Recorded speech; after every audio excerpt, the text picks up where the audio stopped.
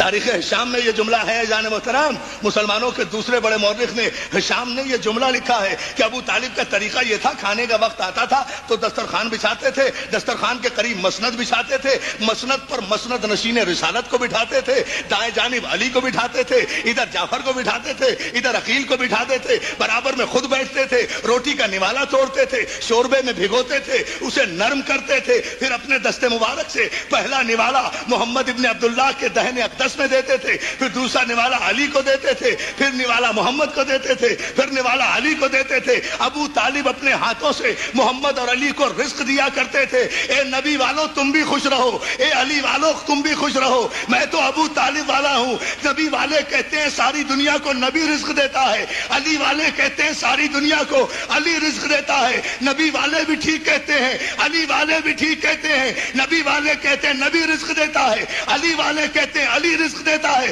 دونوں رزق دیتے ہیں، لیکن یاد رکھو اسے بھی تو سلام کر لیا کرو کہ ساری کائنات کو رزق ملتا ہے یا نبی کے ہاتھوں سے یا علی کے ہاتھوں سے۔ نبی اور علی کو رزق ملتا ہے ابو طالب کے، ابو طالب کے، یا علی یا علی۔